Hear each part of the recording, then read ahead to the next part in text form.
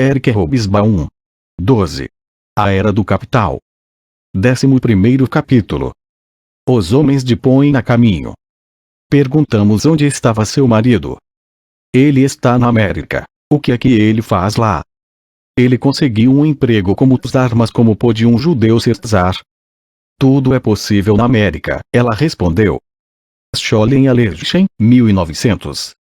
Disseram-me que os irlandeses estão tirando o serviço doméstico dos negros por toda parte. Aqui isso é universal. Não se encontra praticamente em lugar nenhum um empregado que não seja irlandês.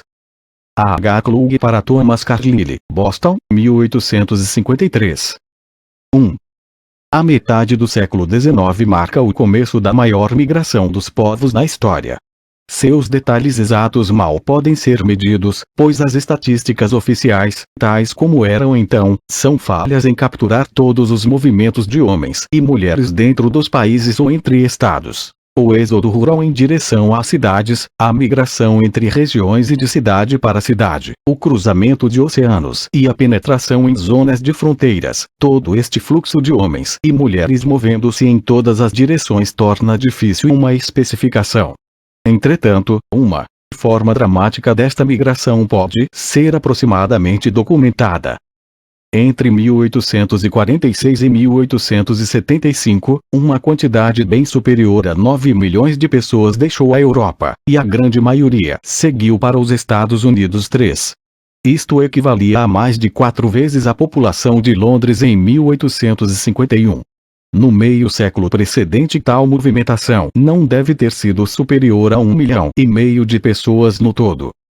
Movimentos populacionais e industrialização andam juntos, já que o desenvolvimento econômico moderno do mundo pede mudanças substanciais junto aos povos e, por outro lado, facilita tais movimentos tornando-os tecnicamente baratos e mais simples através de comunicações novas e melhores, assim como evidentemente permite ao mundo manter uma população bem maior.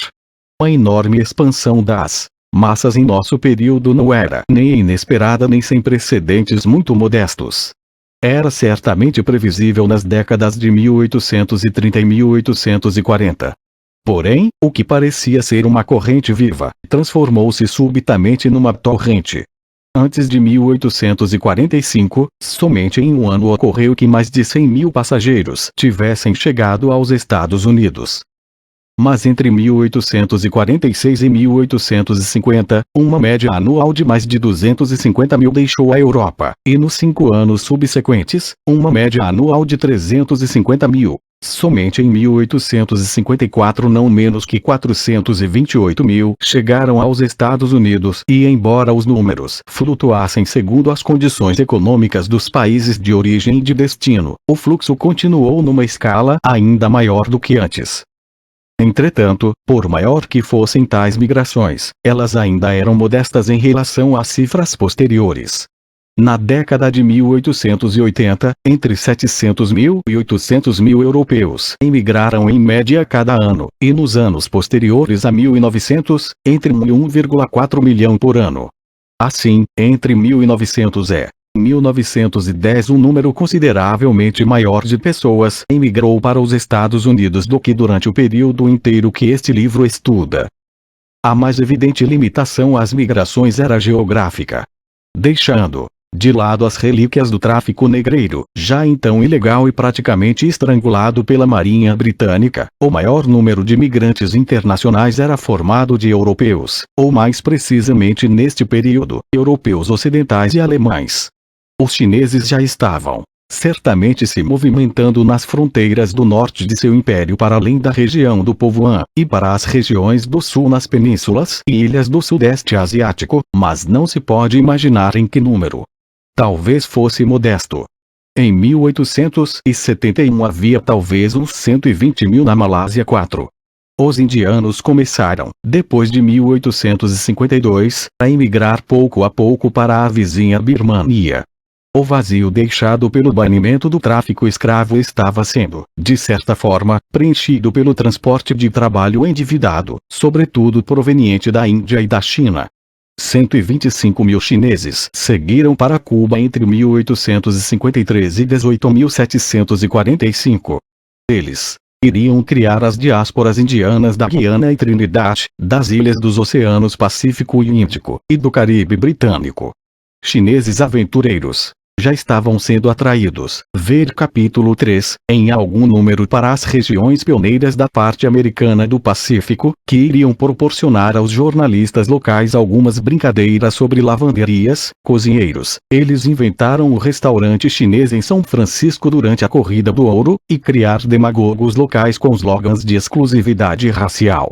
A frota mercante em rápido crescimento em todo o mundo deixava então um depósito de pequenas populações de cor nos portos internacionais mais importantes. O recrutamento de tropas coloniais, sobretudo pelos franceses, que esperavam através disso suplantar a superioridade demográfica dos alemães, uma questão discutida com ansiedade na década de 1860, trouxe alguns outros pela primeira vez para uma região europeia. Mesmo entre os europeus, a migração de massa intercontinental estava confinada aos povos de relativamente poucos países, neste período sobretudo ingleses, irlandeses e alemães e, a partir de 1860, noruegueses e suecos. Os dinamarqueses nunca imigraram na mesma medida, cujo pequeno número esconde o imenso vazio demográfico que deixavam.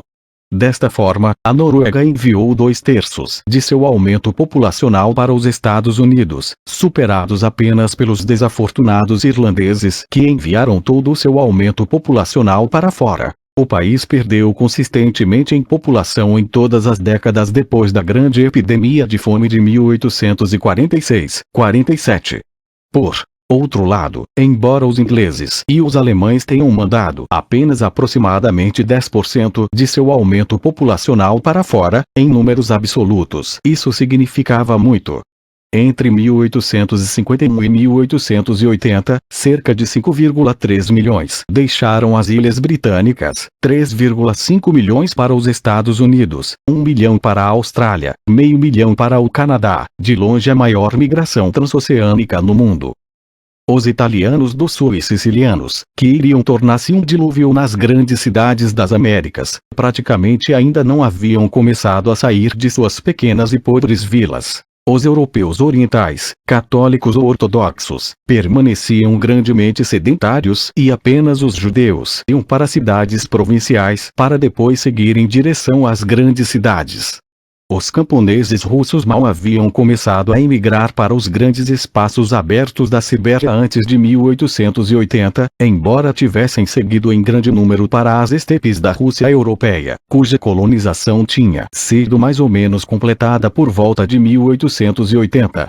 Os poloneses mal haviam começado a povoar as minas de Ruhr antes de 1890, embora os tchecos já estivessem se deslocando para o sul de Viena. O grande período da imigração eslava, judaica e italiana para as Américas começaria em 1880. Já que a maioria dos europeus era de origem rural, assim eram os emigrantes. O século XIX foi uma gigantesca máquina para elevar os homens do campo. A maioria deles foi para as cidades, ou, a qualquer preço, para fora do ambiente tradicional rural, em busca do melhor caminho que pudessem encontrar em mundos estranhos, assustadores mas sobretudo promissores, onde se dizia que o pavimento das cidades era leito de ouro, embora alguns emigrantes não encontrassem mais do que algum cobre. Não é exatamente verdade que as correntes migratórias fossem todas iguais. Alguns pequenos grupos de migrantes, sobretudo alemães e escandinavos, que seguiram para a região dos Grandes Lagos nos Estados Unidos, ou os colonos escoceses no Canadá, trocaram um meio agrícola rural pobre por um melhor. Somente 10% dos emigrantes para os Estados Unidos em 1880 foram para a agricultura, e a maioria não como fazendeiros, possivelmente devido ao preço dos equipamentos necessários. 6. Se a redistribuição dos homens do campo através do globo não pode ser negligenciada, é contudo menos surpreendente do que o êxodo da agricultura. Migração e urbanização andavam juntas, e na segunda metade do século XIX os países mais associados a este processo, Estados Unidos, Austrália, Argentina, tinham uma taxa de concentração urbana não superada em nenhum lugar, exceto na Inglaterra e nos partes industrializadas da Alemanha. Em 1890, as 20 maiores cidades do mundo incluíam 5 nas Américas e uma na Austrália. Homens e mulheres transferiram-se para as cidades, embora talvez, com certeza na Inglaterra, cada vez mais oriundos de outras cidades. Se a transferência se dava dentro do próprio país, isto não levantava nenhum problema novo de técnica. Na maioria dos casos, eles não iam muito longe, ou se fossem, os caminhos para a cidade já haviam sido percorridos por vizinhos.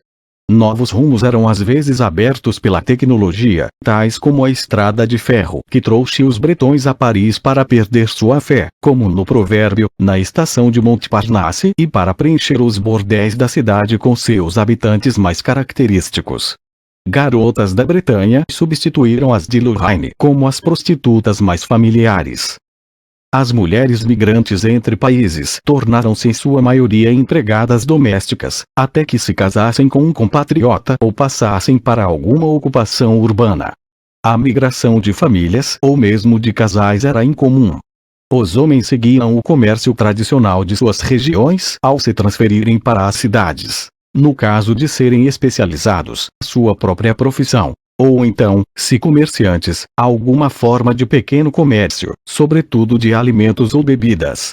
Além destes casos, eles encontravam emprego sobretudo nas 2 grandes ocupações que não requeriam nenhuma especialização particular estranha a homens do campo, ou seja, construção e transporte. Em Berlim, em 1885, 81% dos homens engajados no suprimento de alimentos, 83,5% dos envolvidos em construção e mais de 85% daqueles em transporte tinham nascido fora da cidade 7. Se eles não tinham muita sorte nos empregos mais especializados, exceto quando aprendizes, por outro lado estavam em melhor situação do que os mais pobres nascidos na própria cidade. O pior dos quarteirões pobres era habitado mais frequentemente pelos nativos do que pelos emigrantes. No nosso período ainda não havia muita alternativa de trabalho fabril na maioria das grandes capitais. A maior parte desta estrita produção industrial encontrava-se nas cidades médias, embora crescendo rapidamente, ou mesmo, sobretudo nas minas e em algumas espécies têxteis, nas vilas e pequenas cidades. Ali não havia uma demanda comparável para mulheres imigrantes, exceto nos têxteis, e os empregos para os imigrantes homens eram, quase que por definição, não especializados e mal pagos. Migrações através de fronteiras e oceanos levantavam problemas mais complexos, e isso não era de nenhuma forma devido ao fato de os imigrantes não entenderam a língua do país. Na realidade, a maior parte dos imigrantes, aqueles das Ilhas Britânicas, não tinham dificuldades linguísticas significativas, embora alguns migrantes internos a tivessem, como por exemplo, dentro dos impérios multinacionais da Europa Central e Oriental. Entretanto, fora a língua, a imigração sem dúvida aumentou de forma aguda a questão da origem nacional dos indivíduos. Ver também capítulo 5. Se alguém permanecesse num país novo, deveria ser obrigado a romper as ligações com o antigo. A questão não se levantava na transferência para as colônias do Estado, onde era possível manter as nacionalidades inglesa ou francesa, fosse na Nova Zelândia ou na Argélia, pensando no velho país como lar. Levantava problemas mais agudos, porém, nos Estados Unidos, que recebia imigrantes, mas impunha que estes se transformassem rapidamente em cidadãos americanos falando inglês, já que qualquer cidadão racional não poderia desejar outra coisa senão ser americano. De fato, a maioria deles assim o fez. Uma mudança de cidadania não implicava, evidentemente, um divórcio em relação ao velho país. Bem ao contrário. O imigrante típico, largado em um lugar estranho que o havia recebido de forma suficientemente fria, voltava-se naturalmente para o único agrupamento humano que lhe era familiar e que podia ajudá-lo, a companhia dos compatriotas. A América que havia lhe ensinado as primeiras frases formais em inglês, ou sua sirene. Preciso andar depressa, não era uma sociedade, mas um meio de fazer dinheiro. Podia-se ler numa brochura da International Harvest Corporation, feita para ensinar inglês aos trabalhadores poloneses, as frases subsequentes da primeira lição. Início da citação. Ouço a sirene de 5 minutos. É hora de ir para a fábrica. Apanho meu cartão no portão e entrego no departamento. Mudo minhas roupas e fico pronto para trabalhar. Toca a primeira sirene do início do trabalho. Como meu almoço. É proibido comer antes disso. Apronto-me para ir para o trabalho. Trabalho até que a sirene toque novamente. Deixo meu lugar limpo e bem arrumado. Preciso ir para casa. Fim da citação. A primeira geração de imigrantes, por mais zelosa que fosse ao tentar aprender as técnicas da nova vida, terminava por viver no gueto alto imposto, apoiando-se nas velhas tradições e nas memórias do antigo país que tinha abandonado tão prontamente. Mesmo os ricos, financistas judeus de Nova York, os Guggenheis, Koens, Sachs, Seligman e Seligmans, que tinham o que o dinheiro podia comprar nos Estados Unidos, não eram americanos da forma que os Wertensteins em Viena consideravam-se austríacos, os Bleichroeders em Berlim consideravam-se prussianos e mesmo os internacionais Rothschilds em Londres e Paris consideravam-se ingleses e franceses. Eles permaneceram tanto alemães como americanos. Falavam, escreviam e pensavam em alemão, frequentemente enviavam seus próprios filhos para serem educados no antigo país, juntavam-se e apoiavam financeiramente associações germânicas. Mas a imigração levantou muito mais dificuldades materiais elementares. Os homens precisavam descobrir aonde ir e o que fazer ao chegar no novo lugar. Eles precisavam ir para Minnesota de algum remoto fiord norueguês, para o condado de Grey Lake ou Wisconsin, da Pomerânia ou Brandemburgo, para Chicago, de alguma vila em Kerry.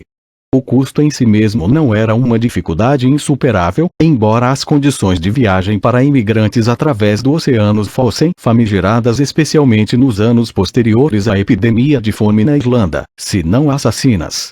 Em 1885 a passagem de um emigrante de Hamburgo para Nova York custava $7.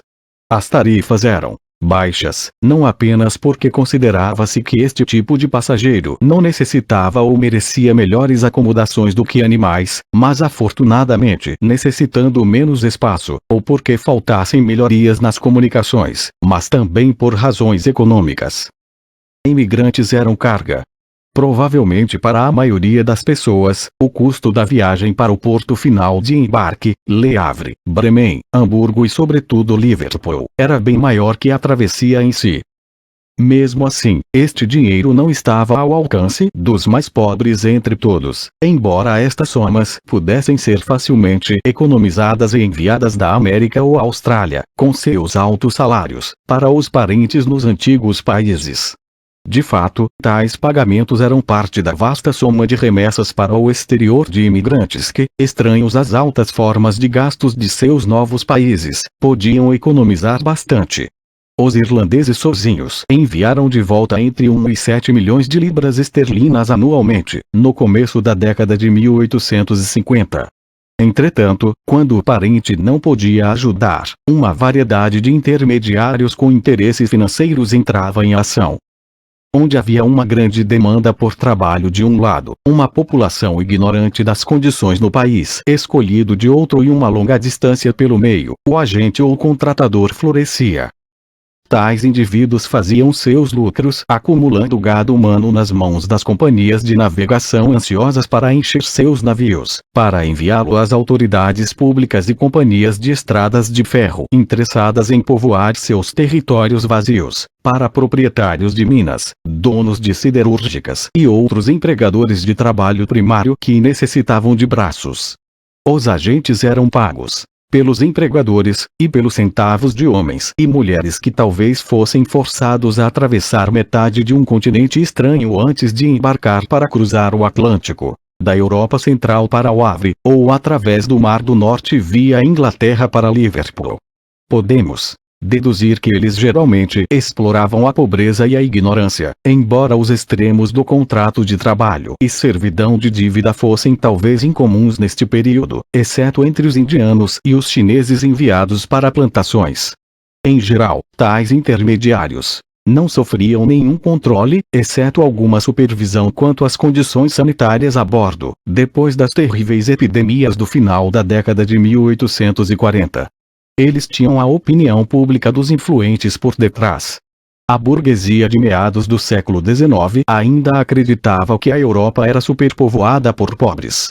Quanto maior quantidade fosse embarcada para fora, melhor para todos eles, porque melhorariam suas condições, e melhor para os que ficassem, porque o mercado de trabalho seria aliviado. Sociedades beneficentes, até sindicatos, trabalharam para arranjar subsídios para a imigração de seus clientes ou membros, como o único meio prático de lidar com o pauperismo e o desemprego.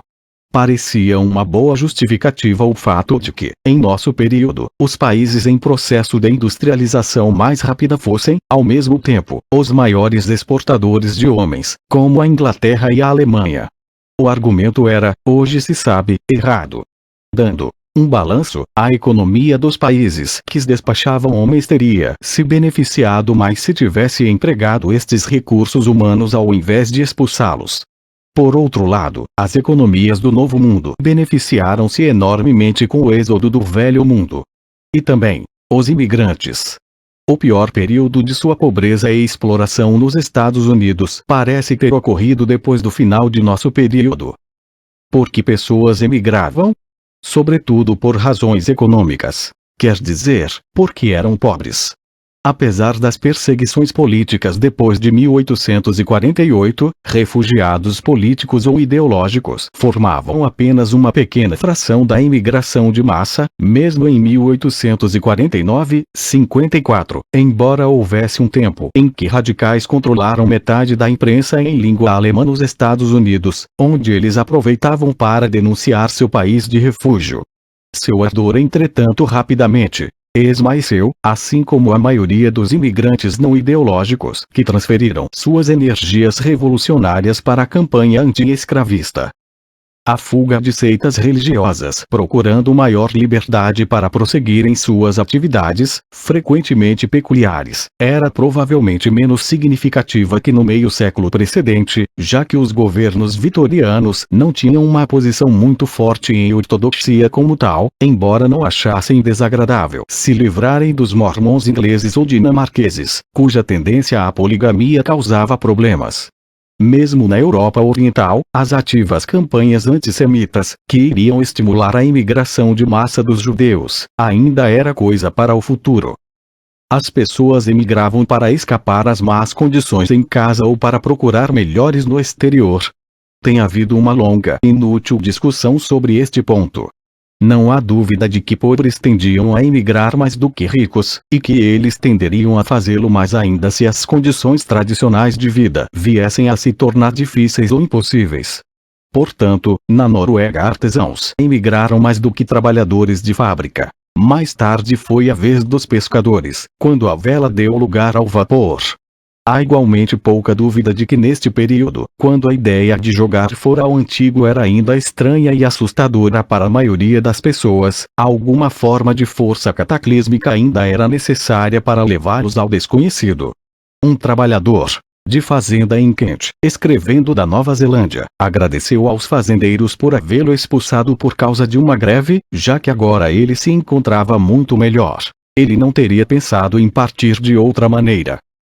Entretanto, como a imigração maciça tornava-se parte integrante da experiência do povo comum, em que cada criança do condado de Kildare tinha algum primo, tio ou irmão já na Austrália ou nos Estados Unidos, a partida se tornou uma opção normal, e não necessariamente irreversível, baseada numa escolha de perspectivas, e não meramente uma força do destino. Se chegassem notícias de que havia sido descoberto ouro na Austrália, ou que empregos abundavam e eram bem pagos nos Estados Unidos, a imigração aumentava. Inversamente, caiu nos anos depois de 1873, quando a economia dos Estados Unidos encontrou-se em depressão aguda. Portanto, não pode haver dúvida de que a primeira grande onda de emigração de nosso período, 1845-54, foi essencialmente uma fuga da fome ou pressão da população na terra, basicamente na Irlanda e na Alemanha, que forneceu 80% de todos os emigrantes transatlânticos nestes anos. Nem era a imigração necessariamente permanente. Imigrantes, em que proporção não sabemos, sonhavam em fazer sua fortuna no exterior e depois voltar para casa, ricos e respeitados. Uma grande proporção, entre 30 e 40%, realmente o fez, embora na maioria das vezes pela razão oposta, porque não tinham gostado do novo mundo ou tinham tido dificuldades em lá se estabelecer. Outros emigraram, novamente. Na medida em que as comunicações revolucionárias avance, o mercado de trabalho, especialmente para trabalhadores especializados, expande-se até abarcar todo o mundo industrializado. A lista dos líderes sindicais ingleses deste período estava cheia de homens que haviam trabalhado no exterior, nos Estados Unidos ou em outro lugar qualquer, já que teriam podido trabalhar tanto em Newcastle como em Barrow-in-Furness dadas suas qualidades profissionais.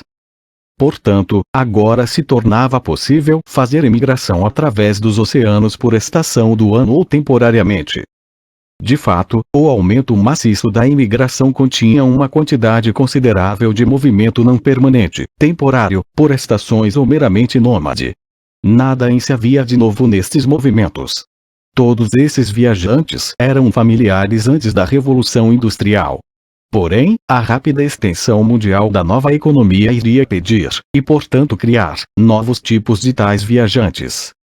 Consideremos o símbolo desta extensão, a estrada de ferro. Seus donos cobriam o globo, e com eles o pessoal, de maioria inglesa ou irlandesa, composto de gerentes, trabalhadores especializados e elite proletária. Algumas vezes estabelecendo-se para sempre, seus filhos tornando-se os anglo-argentinos da geração seguinte ou então movendo-se de país para país, como muitos dos homens ligados ao petróleo hoje em dia. Já que estradas de ferro eram construídas em qualquer lugar, não se podia confiar necessariamente na força de trabalho local, mas, em lugar disso, desenvolver um corpo de trabalhadores nômades que ainda caracteriza os grandes projetos de construção através do mundo na maioria dos países industriais. Estes eram recrutados entre homens marginais e sem lugar fixo, prontos para trabalhar duro por um bom pagamento, mesmo em más condições, e beber ou jogar o dinheiro ganho também de forma dura, pensando pouco no futuro. Pois assim como para o marinheiro há sempre um outro navio, para estes trabalhadores ambulantes haveria também sempre um outro grande projeto de construção quando o atual tivesse terminado.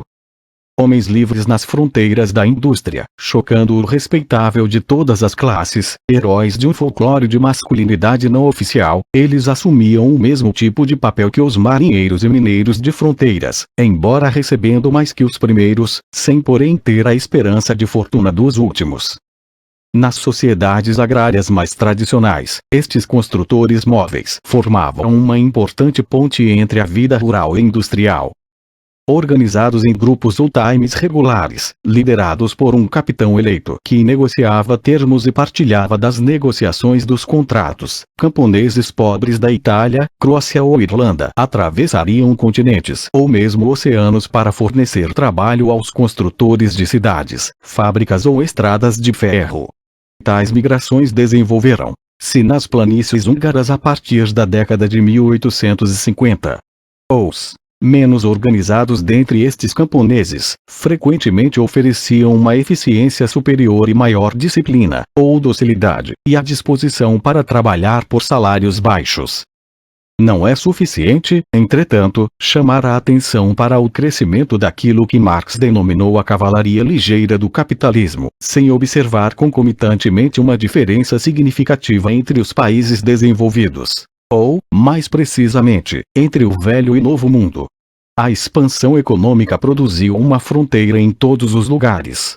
Algumas vezes, uma comunidade mineira, tal como em Gelsenkirchen, na Alemanha, que cresceu de 3.500 habitantes para quase 96.000 entre 1858 e 1895, era um novo mundo comparável a Buenos Aires ou Pensilvânia como centro industriais. Mas no velho mundo, em geral, a necessidade de uma população móvel foi obtida sem que todavia se criasse mais do que uma população flutuante comparativamente modesta, exceto nos grandes portos e nos centros tradicionais, como as grandes cidades. Isto talvez tenha acontecido porque seus membros possuíam algum sentido de comunidade ligando-os a uma sociedade estruturada.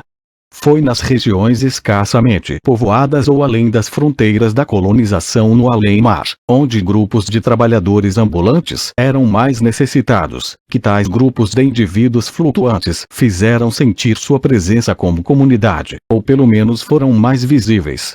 O velho mundo estava cheio de viajantes e aventureiros, mas nenhum deles atraiu a atenção como os cowboys americanos de nosso período, embora seus equivalentes na Austrália, os itinerantes fazendeiros de ovelhas e outros trabalhadores rurais do hinterland também tenham produzido um poderoso mito local. 2. A forma característica de viagem para o pobre era a migração. Para a classe média e os ricos, era mais e mais turismo, essencialmente um produto da estrada de ferro, barco a vapor, até onde a invenção de nosso período, o cartão postal, também é uma parte essencial do processo, da nova magnitude e rapidez das comunicações postais.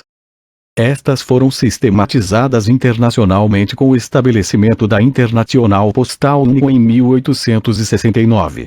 Homens pobres nas cidades viajavam por necessidade, mas raramente por prazer, salvo quando era a pé. As autobiografias dos artesãos vitorianos estão repletas de titânicas caminhadas campestres, e por períodos restritos. Homens pobres no campo nunca viajavam somente por prazer, combinando prazer com negócios nos mercados e feiras. A aristocracia viajava muito por razões não utilitárias, mas de uma forma que nada tem em comum com o turismo moderno. Famílias nobres partiam das casas na cidade para as casas de campo regularmente nas estações, com um cortejo de empregados e veículos de bagagem como se fossem pequenos exércitos. Aliás, o pai do príncipe Kropotkin dava à sua mulher e à criadagem ordens específicas dentro de uma tradição militar. Eles poderiam também se estabelecer em algum centro adequado de vida social por algum tempo, como aquela família latino-americana, como atesta o Guide de Paris de 1867, que desembarcou com 18 vagões de bagagem. O grande tour dos jovens nobres ainda não implicava no grande hotel do turismo da era capitalista, em parte porque esta instituição ainda estava se desenvolvendo, mais ou menos em conexão com as estradas de ferro, e em parte também porque esses nobres desdenhavam parar em hotéis de passagem. O capitalismo industrial produziu duas novas formas de viagens de prazer: turismo e viagens de verão para a burguesia, e pequenas excursões mecanizadas para as massas, em alguns países como a Inglaterra. Ambas eram os resultados diretos da aplicação do vapor no transporte, já que pela primeira vez na história, viagens regulares e seguras eram possíveis para grandes quantidades de pessoas e bagagem, e por qualquer tipo de terreno ou mar. Diferente das diligências, que poderiam ter seu caminho interrompido por bandoleiros em regiões remotas, as locomotivas eram imunes desde o princípio, exceto no oeste americano, mesmo em áreas notoriamente pouco seguras como na Espanha e nos Balcãs. As viagens de um dia para as massas, se excluirmos as excursões em navios, tinham nascido na década de 1850, para ser mais preciso, na grande exibição de 1851, que atraiu um vasto número de visitantes para suas maravilhas em Londres, um tráfico encorajado pelas estradas de ferro com bilhetes a preços especiais e organizado pelos membros de inúmeras sociedades locais e comunidades. O próprio Thomas Cook, cujo nome iria tornar-se sinônimo de turismo organizado nos 25 anos seguintes, tinha começado sua carreira fazendo tais arranjos e mais tarde desenvolvendo-os em um grande negócio, a partir de 1851.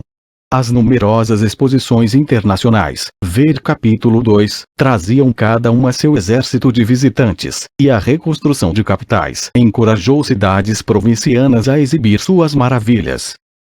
Pouco mais precisa ser dito sobre o turismo neste período.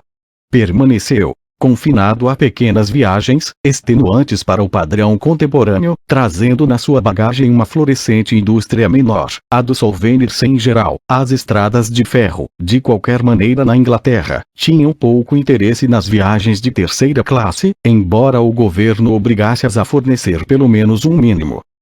Porém em 1872 as estradas de ferro inglesas iriam obter 50% de suas passagens neste nível. Aliás, na medida em que viagens regulares de terceira classe aumentavam, o tráfego de excursão em trens especiais tornava-se menos importante. A classe média, porém, viajava com mais seriedade. A forma mais importante de tais viagens, em termos quantitativos, era provavelmente a da viagem de verão da família ou, para os mais ricos, uma estação de águas. Este período viu um grande desenvolvimento de tais lugares, na costa da Inglaterra, nas montanhas do continente. Embora Biarritz já fosse bastante famosa na década de 1860, graças ao patrocínio de Napoleão III e a pinturas impressionistas que demonstravam um interesse visível nas praias da Normândia, a burguesia do continente ainda não se sentia comprometida com a água salgada e o sol. Em meados da década de 1860, um boom de férias classe médias já transformava partes da costa britânica, com lugares para passeios na beira do mar, piers e outros embelezamentos, que tornaram possível a proprietários de terras obter lucros insuspeitados de faixas de terra antes sem nenhum valor. Estes eram fenômenos de classe média e de baixa classe média.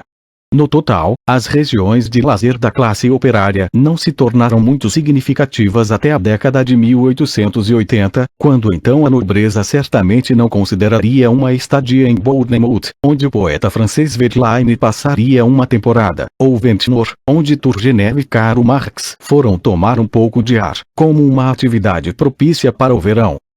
As estações de água do continente, as inglesas não tinham atingido tal proeminência, eram bem mais estilizadas, proporcionando portanto hotéis de luxo e os divertimentos necessários para clientela tão distinta, como cassinos e bordéis de alta classe. Vichy, Spa, Baden, Aix-les-Bains, mas sobretudo todas as grandes estações de águas da monarquia dos Habsburgos, Gastein, Marienbad, Carlsbad etc., eram para a Europa do século XIX o que Bath havia sido para a Inglaterra do século XVIII, lugares de moeda para passear, justificados pela desculpa de beber alguma água mineral de gosto desagradável ou de emergir em alguma forma líquida sob o controle benevolente de algum médico. O status destes lugares era determinado pelo papel desempenhado na diplomacia do período. Napoleão III em 214, trou Bismarck em Biarritz e Cavour em Plombières, e uma convenção foi encerrada em Gastein. Entretanto, o fígado era um grande nivelador, e as estações de águas minerais atraíram uma boa quantidade de ricos não aristocráticos e profissionais de classe média, cujas tendências para comer e beber demasiadamente eram reforçadas pela prosperidade. Afinal, Dr. Kugelman recomendou Carlsbad para um membro tão pouco típico da classe média como Karl Marx, que cuidadosamente registrou-se como homem de meios privados para evitar identificação até que descobriu que, como Dr. Marx, ele poderia economizar uma curtaxe 12 mais ou menos elevada. Na década de 1840, poucos destes lugares haviam saído da simplicidade rural. Em 1858, Murray Wood descrevia Marienbad como um lugar comparativamente recente e indicava que Gastein tinha apenas 200 quartos para hóspedes. Mas na década de 1860, todos esses lugares floresciam. Sommerfrische, férias de verão, e Kurort, estação de águas, eram para os burgueses coisas normais. A França e a Itália tradicionalistas confirmam hoje que o descanso anual era então uma instituição burguesa. Para os mais delicados, um sol tépido era indicado, isto quer dizer, invernos no Mediterrâneo. A Côte d'Azur havia sido descoberta pelo Lord Brougham, o político radical cuja estátua ainda domina a vista em Cannes, e embora os nobres russos viessem a se tornar seus clientes mais lucrativos, o nome Promenade des Anglais em Cannes ainda indica quem abriu esta nova fronteira do rico lazer. Monte Carlo construiu seu Hotel de Paris em 1866. Depois da abertura do Canal de Suez, e especialmente depois da construção da estrada de ferro ao longo do Nilo, o Egito tornou-se o lugar para aqueles cuja saúde desaconselhava os outonos e invernos do norte, combinando as vantagens climáticas, o exotismo, os monumentos de antigas civilizações com a dominação europeia. O incansável Baedeker editou seu primeiro guia para este país em 1877. Ir para o Mediterrâneo no verão, exceto com o objetivo de procurar arte e arquitetura, ainda era visto como loucura até no início do século XX, era do culto ao sol e das peles bronzeadas. Somente alguns lugares, como a Baía de Nápoles e Capri, estabelecidos graças ao patrocínio da imperatriz da Rússia, eram considerados toleráveis na estação quente. A modéstia dos preços locais na década de 1870 indica uma era de início de turismo. Americanos ricos, saudáveis ou doentes, ou melhor, suas esposas e filhas, faziam fila nos centros da cultura europeia, embora no final de nosso período os milionários já estivessem começando a estabelecer seu estilo de residência de verão. Chanados construídos ao longo da costa da Nova Inglaterra. Os ricos, nos países quentes, tomaram o caminho das montanhas. Precisamos, entretanto, distinguir duas formas de passeio: o mais longo, verão ou inverno, e o tour que tornava-se cada vez mais prático e rápido. Como sempre, as maiores atrações eram as paisagens românticas e os monumentos da cultura, mas pela década de 1860, os ingleses, pioneiros como sempre, exportavam sua paixão pelo exercício físico para as montanhas da Suíça, onde mais tarde encontrariam o esqui como esporte de inverno. O Clube Alpino foi fundado em 1858, e Edvard Wimper escalou um Matterhorn em 1865. Por razões de certa forma obscuras, tais atividades extenuantes, cercadas de um cenário inspirador, atraíam particularmente intelectuais a profissionais liberais anglo-saxões, a ponto do alpinismo juntar-se ao costume de fazer longas caminhadas como hábito característico dos acadêmicos de Cambridge, altos funcionários, professores de escolas privadas, filósofos e economistas, para surpresa de intelectuais latinos, mas não tanto dos alemães. Quanto aos viajantes menos ativos, seus passos eram guiados por Thomas Cook e os sólidos guias do período, sendo que o pioneiro Maurice Gundes começava a ser obscurecido por aquelas bíblias do turismo, os Baedekers alemães, então publicados em diversas línguas. Estes tours não eram baratos. No início da década de 1870, uma viagem de 6 semanas para 2 pessoas de Londres via Bélgica, Vale do Reno, Suíça e França, talvez o itinerário turístico mais comum, custava cerca de 85 libras, ou aproximadamente 20% da renda anual de uma pessoa, recebendo 8 libras por semana, que seria o salário de um respeitável empregado doméstico naqueles dias. Tal soma tomaria mais de 3/4 partes do salário anual de um bem pago operário especializado britânico. É evidente que o turista que era objeto das estradas de ferro, hotéis, guias turísticos etc. pertencia à confortável classe média. Estes eram os homens e mulheres que sem dúvida reclamavam do custo das casas desocupadas em Nice, que havia subido entre 1858 e 1876 de 64 libras para 100 por ano, e salário de empregados domésticos, que tinha igualmente subido de 8/10 libras para o escândalo de 24/30 por ano 14. Mas estas também eram as pessoas que, é seguro dizer, podiam pagar tais preços. Estava então o mundo da década de 1870 dominado por migrações, viagens e fluxo demográfico. É fácil esquecer que a maioria das pessoas deste planeta ainda vivia e morria no lugar onde havia nascido, e que toda esta movimentação não era maior ou diferente do que havia sido antes da Revolução Industrial.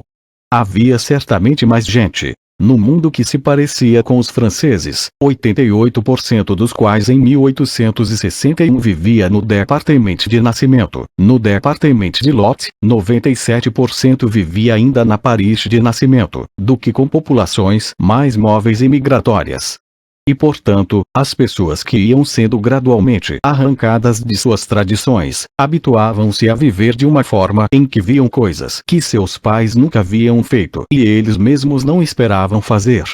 Pelo final de nosso período, os imigrantes formavam uma substancial maioria não apenas em países como a Austrália e cidades como Nova York e Chicago, mas em Estocolmo, Cristiânia, atualmente Oslo, Budapeste, Berlim e Roma, entre 55% e 60%, assim como Paris e Viena, 65%. As cidades e as novas áreas industriais eram, cada vez mais, os magnetos que os atraíam. Que tipo de vida os esperava ali?